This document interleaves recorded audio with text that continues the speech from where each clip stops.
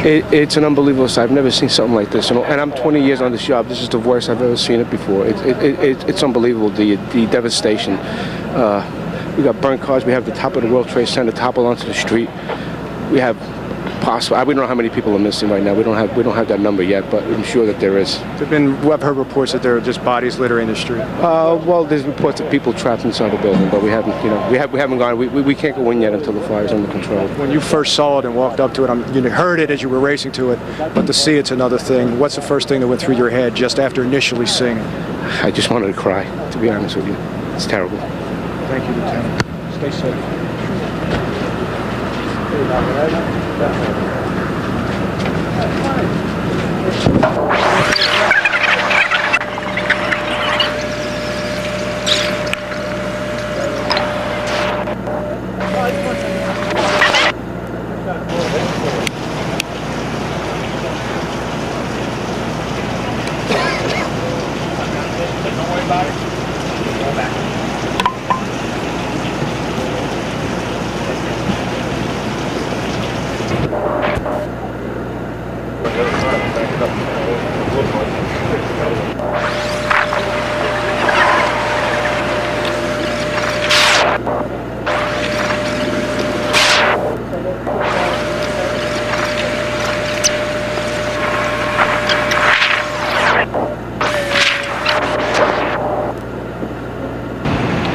Let's go, move.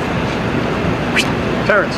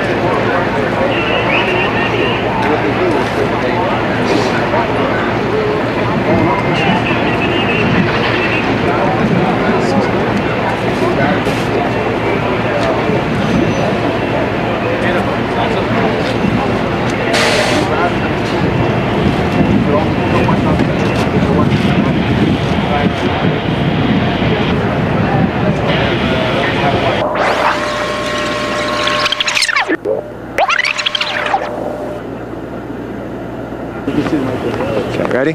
3, 2, 1. This is about as close to ground zero as you can possibly get. What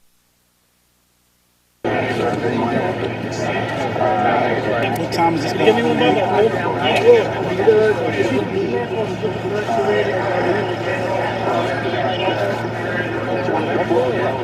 They want from members. I do.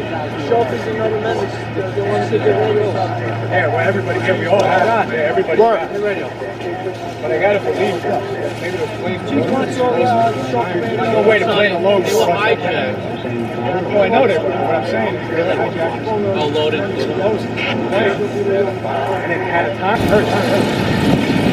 Stay this side. Stay this side.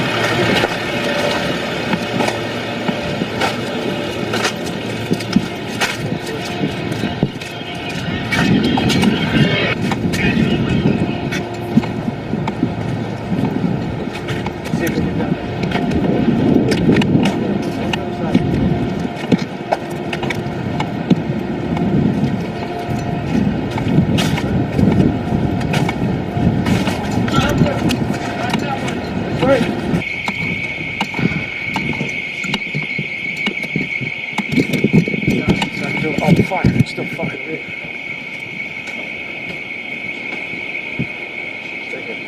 There's a cop right at the window here. Fire.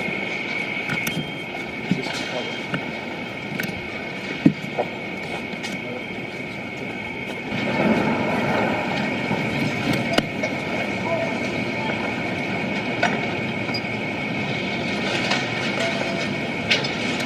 Watch yourself, here he comes.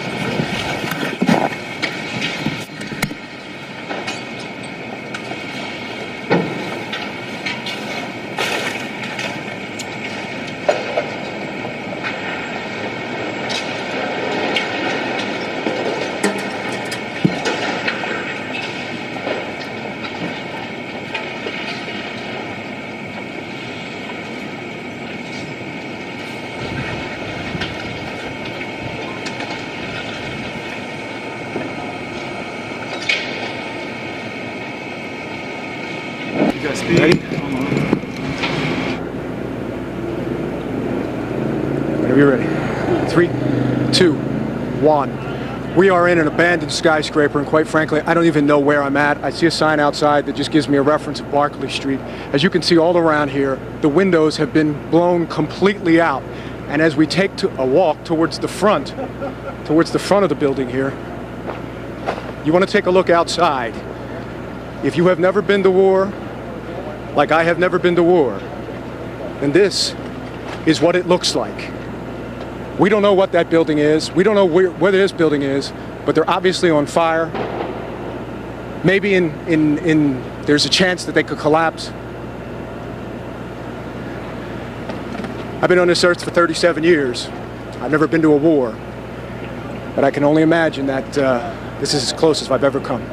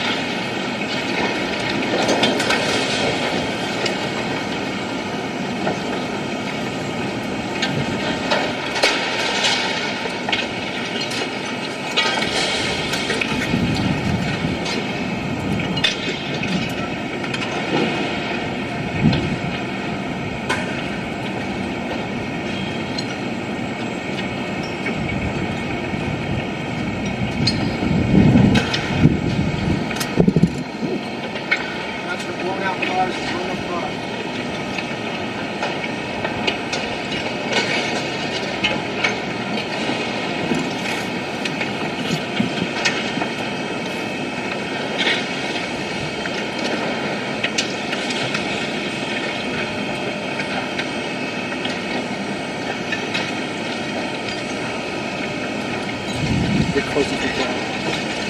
This building right here? Huh? This building? I'm going to walk outside and go up to the corner and see if we can scoot out and move in.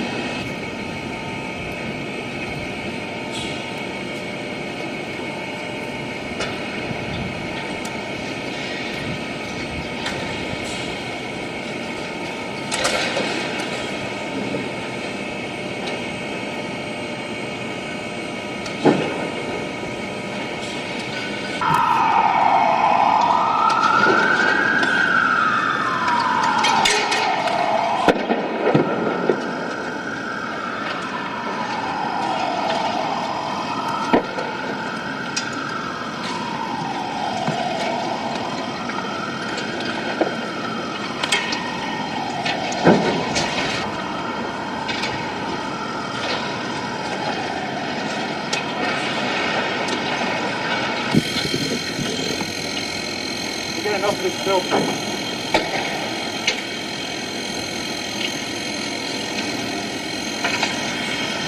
I get enough of it.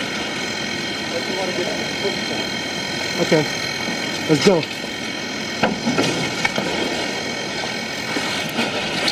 No. Go low to the corner. Follow me.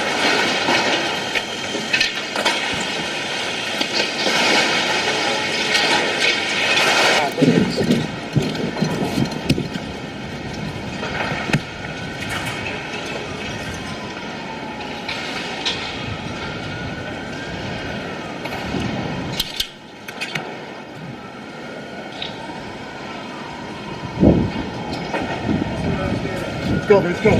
Go. Let's go. All debris falling from the 2x7 to World Trade Center. Yeah, West Broadway and Market. Very difficult to breathe here, but look around. This must have been ground zero where this thing blew up. Car after car after car. Buses.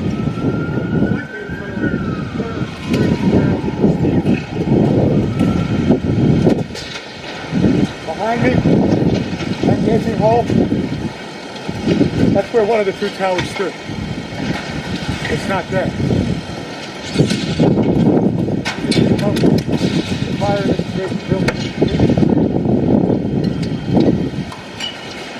It's a surreal environment. It's almost impossible to describe. Again, except to make a war correlation.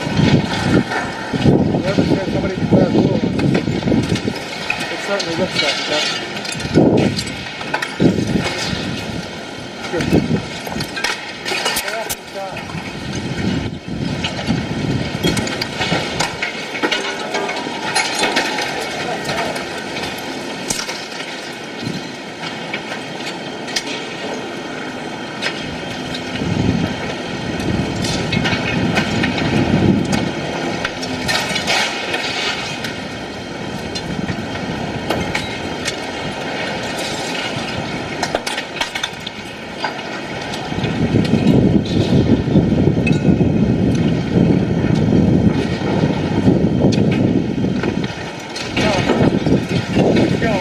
Let's go.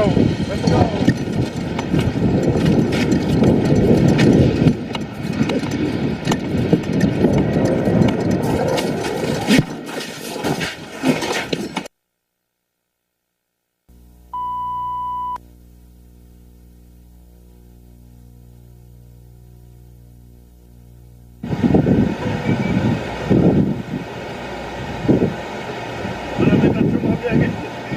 Yeah, I don't plan on having kids.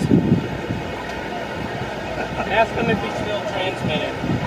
He's still transmitting?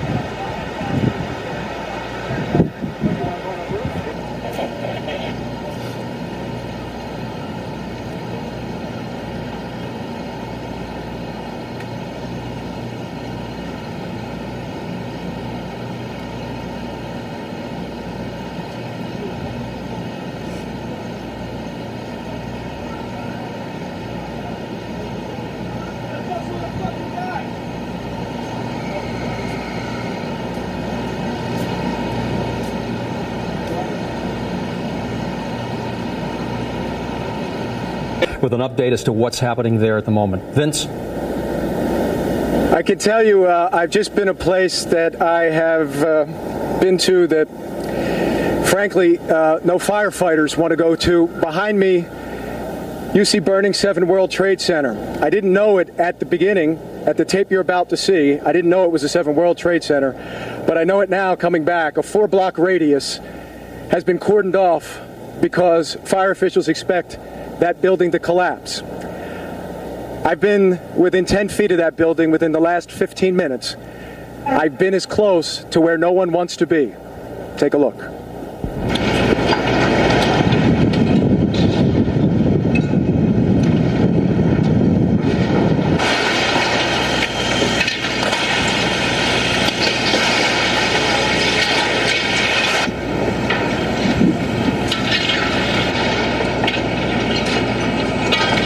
When you first saw it and walked up to it, you heard it as you were racing to it, but to see it's another thing. What's the first thing that went through your head just after initially seeing it? I just wanted to cry, to be honest with you. It's terrible. We are in an abandoned skyscraper, and quite frankly, I don't even know where I'm at. I see a sign outside that just gives me a reference of Barclay Street. As you can see all around here, the windows have been blown completely out. And as we take a walk towards the front of the building here, you want to take a look outside. If you have never been to war, like I have never been to war, then this is what it looks like. We don't know what that building is. We don't know where this building is, but they're obviously on fire. Maybe there's a chance that they could collapse. I've been on this earth for 37 years. I've never been to a war, but I can only imagine that this is as close as I've ever come. It's an unbelievable sight. I've never seen something like this, and I'm 20 years on this job. This is the worst I've ever seen it before. It's unbelievable, the devastation. We got burnt cars. We have the top of the World Trade Center toppled onto the street. We have possible. We don't know how many people are missing right now. We don't have that number yet, but I'm sure that there is. I've heard reports that there are just bodies littering the street. Well, there's reports of people trapped inside the building, but we haven't gone. We can't go in yet until the fire's under control.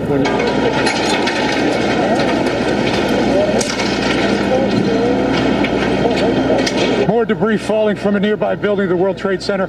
We're at West Broadway in Barclay. Very difficult to breathe here, but look around. This must have been ground zero where this thing blew up. Car after car after car, buses, completely obliterated and burned straight down to the steel. Behind me, that gaping hole, That's where one of the two towers stood. It's not there. And as you can see above me, the fire in this adjacent building just continues to rage. It's a surreal environment. It's almost impossible to describe, again, except to make a war correlation. Whoever said somebody declared war on us, it certainly looks like it, doesn't it?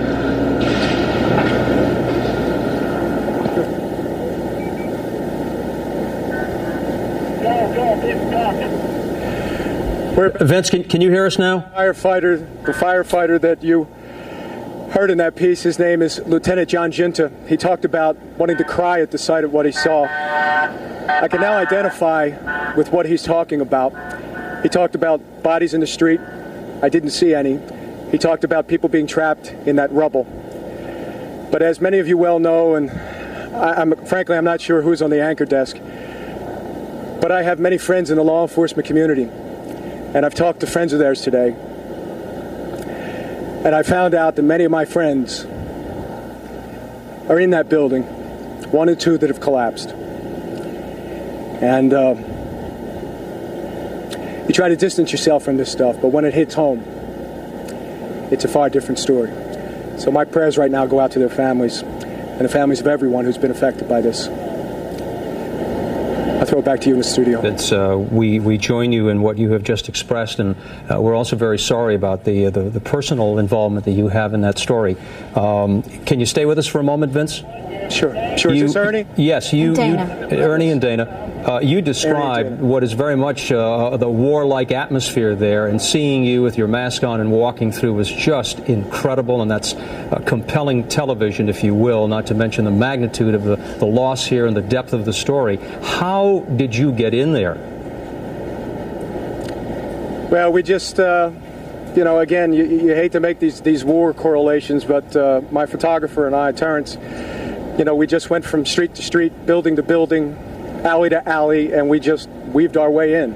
When we got as far as we thought we could go, we talked it to each other, and of course safety was amongst our concern. And we just said, let's just keep going. Let's see how far we can get to this without endangering our own safety. And when you saw how close we got to what I now realize behind me, 7 World Trade on fire and expected to collapse, what was really frightening is that when we were looking around, there was nobody there.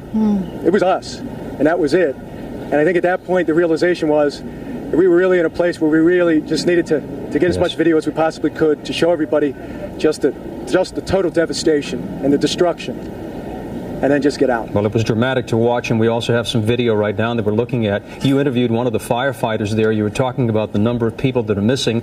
He said that they don't know. There are many trapped inside, but they can't go in, I heard him say, until that fire is under control. Do you have anything more on that as to when they might be able to get in there? Ernie, all I can tell you is that everyone that is talking to me right now, fire officials, police officials, emergency officials, are telling me they'd love to go in there and do whatever they can to try to rescue anybody that might still be alive. But they can't. There are too many things on fire. There are too many buildings that they are concerned with collateral damage that could collapse at any minute. And imagine the catastrophe that would then take place, that if you sent in hundreds, maybe thousands of rescuers to be in that situation, to have 50, 60, 70 tall skyscrapers around them collapse on them. It's wrenching their hearts. This is what they get paid to do. But right now, nobody can go in. You just can't. Vince, I know it wrenches your heart, too. You and I have worked together for several years here, and as I look at you standing out there, I think of you at TWA Flight 800 out in that boat, in the water, in that dark night after that plane crashed. And I know how moved you were by that and how moved you are by this. And we're not talking about comparing tragedies here, but we're talking about what we do for a living. And I know that it is hard as you do this work, and we commend you for what you do as you've told these stories. Thank you. You're welcome. Thank you, Vince. And as we say to you, as to all of our reporters and all the people that are out there, be careful. Real quick. Hold on. Yeah, we're quick. It's going to take 2 seconds to fire this up. Hold on. Speak. Your name, ma'am? Barbara Crowley. Crowley. NYU Medical Center. Okay, tell me what you know. All I know at this point is they're trying to establish an outdoor hospital facility like we've set up at Chelsea Piers, a triage unit for the personnel that are attending to the scene, not to the injured in the scene. They can't get in to get any casualties out at this time. They don't know the extent of it at this point. What we're doing now is going up to get medical supplies, to bring down trauma physicians down here, to set up the surgical unit and the triage unit down here, in addition to, if anybody out there can help, any vendors who have food or supplies. The firemen have no food, nothing but snacks. They need fluids, they need water, and they need protein foods. This is just the beginning of what they're facing. And we need masks. We need TB masks. Holy shit! What is it? It just went down. What just went down? World Trade 7. It did go down before. No, 7. Number 7. Oh my God! Oh my God! They're running! Terrence! The whole building just collapsed. Terrence! Terrence! Shot this woman crying. Shot this woman crying. There you go. Bring it back. Nice. Let's go. Come on, let's go. Hey, sir. Get off. Let's go. To be getting ready, I want to make sure Vince can hear us. Vince, can you hear us yet? Again, that building collapsing just moments ago, 47 stories down there on Vesey Street. Vince was across the street from that building just moments before it collapsed, and then went ahead and filed a report a few minutes ago telling us about what he saw to be ground zero there.